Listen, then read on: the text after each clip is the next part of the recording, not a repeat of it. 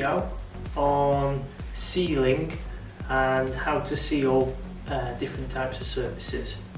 So we get a lot of questions each week, people asking, how do I seal, how much seal do I use, do I buff it off, do I leave it to dry on? So today what we're going to do is just explain how to seal with the stain protectors in our range. So that would cover the water-based sealer, colour enhancer and things like CPL, polished and honed. So anything on the sealing chart that's in step 1, which we class as a stain protector, this is how we would use it to seal. So the idea of the stain protector is that we work it onto the tile, we allow it to soak in for 5 to 10 minutes. So the longer we can leave it to soak in, the better it's going to work and the deeper it will get into the tile.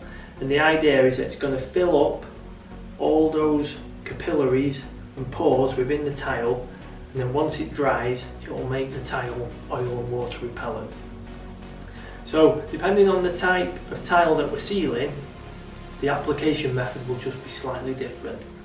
So for something like this product, which is like a very open sandstone paver, so like an Indian sandstone that you might get in a kitchen, this tile is a lot more open, so the seal is going to soak in and there'll be less that sits on the surface that we need to buff off. Something like this tile here, which is a slate, so this is a little bit tighter, and what we're going to actually find is that the seal will sit more on top and there'll be more excess to buff off. But what we don't want to do is apply the seal and then just leave it to dry on the surface, because the next day it's going to be sticky and tacky when we walk on it, and then we'll need to return to the floor to buff it off correctly. Okay, so what I'm going to do is show you now how we seal the different surfaces correctly. For sealing, this is the setup that we're going to use. So we've got the TileMaster sealing applicator, so it's dead simple, similar to like a paint pad system. It's just that the bristles on here, we have a slightly tougher glue that can handle the solvent and the spirit base in the actual seal. So dead simple. We're going to have the applicator, we've got a nice tray to keep it controlled so we're not getting drip marks or it's splashing. Okay, and then all we're going to do, we need a clean cloth or a towel, something to buff off any of the excess and the residue. Okay, first we're going to seal the sandstone, and all we're going to do, we're going to use water-based sealer for this demonstration. Water-based sealer is a great choice and very popular with a lot of guys because of its low odour, there's no smell to it, it's easy to work with, it spreads and reactivates very well, which we'll see when we're buffing it off, and also water-based, its eco properties, quite popular with the customers these days. Okay, so all we're going to do, we've poured some into the applicator, we're just going to dip it in, take off the excess. Okay, and what we're going to do is just work it onto the tile.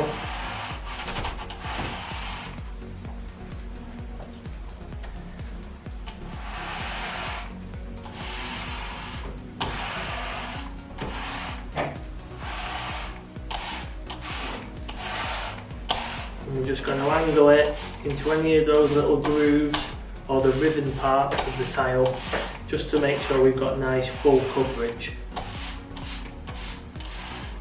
Okay, so what we're now going to do is just leave this for 5 or 10 minutes just to soak in and fill up the tiles. So while that area is soaking in, what we can also do is just keep working through the room, tile by tile, and just work in areas as long as we can reach back to them to buff them off. Because the first step is we apply it, we work it on. The second step is that we remove any excess that's on the surface. Okay, so we'll leave that now for 5 to 10 minutes.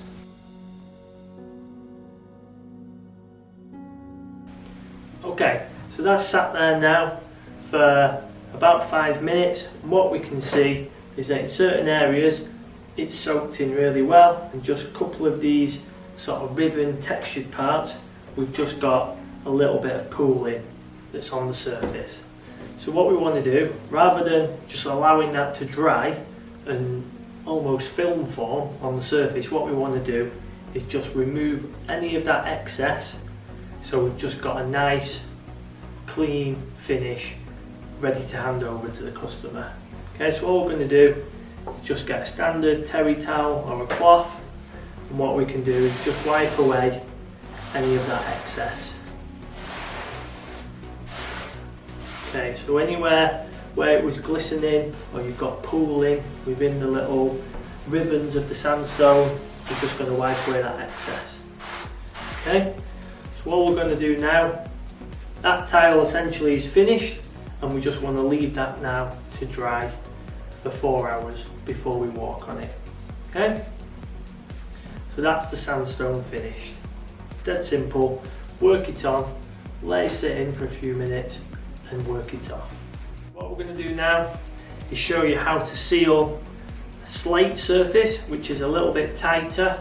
So again, this will be similar to maybe a polished limestone or marble, anything that's a little bit tighter, where it's not going to absorb like a sponge, say like a terracotta or the sandstone would. What we're going to do, we're going to work it on, we're then going to get probably more excess on the surface, and we'll show you how we buff that off. So again, same principle. This one we're going to work on, and what we're going to do is really work it in to make sure that we get the seal in the grout joints as well.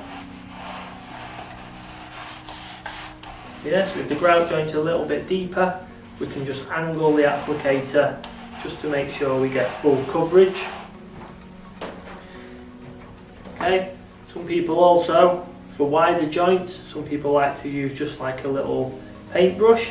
Make sure you just use like a good quality masonry paintbrush, just so you're not getting any of your bristles coming away and then obviously drying onto the floor. Okay, so again, there we've done, we've applied the seal, now we just need to leave that for 5 to 10 minutes for it to soak in, and let it just fill up the stone and those capillaries, and then any excess we want to buff off. Same process, work it on, leave it, work it off.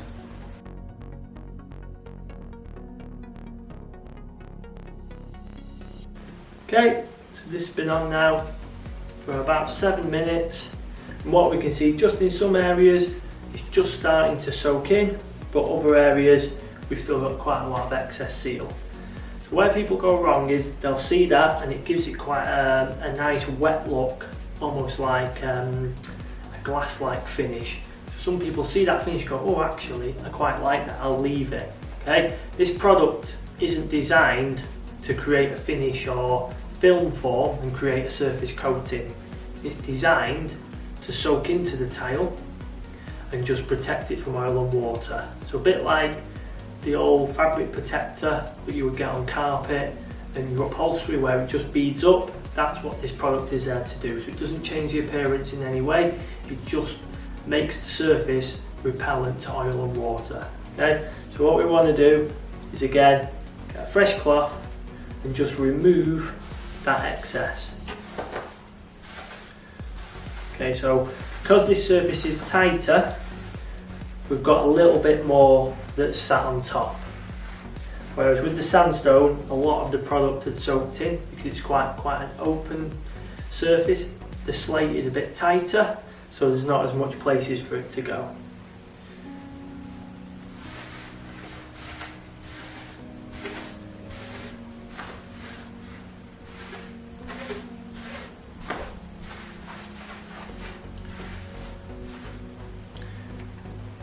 Okay, so again, that area is now sealed. So it's still obviously, the stone is damp because the seal is in there, and until that dries, it will stay that little bit darker colour, but as it dries, it will return to its natural colour.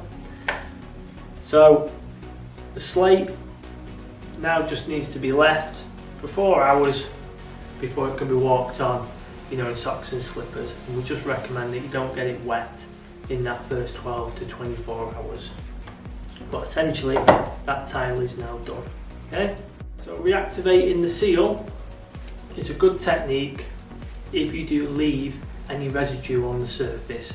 So if you do find that the next day you've not buffed any of the residue off and it leaves almost like a dusty film, or it can be a little bit sticky or tacky on top, all it means is that some of the sealer has stayed on the surface and dried on the stone instead of inside. So very simple technique that we call reactivation, where all we do is we apply a very small amount of the sealer just back onto your cloth, and that amount there will do about 1 to 2 square meters. So all we're going to do is work that back onto the tile, and what that will do is it will reactivate the sealer that's on there, and then we can just get a clean cloth or a clean part of the cloth that we've got,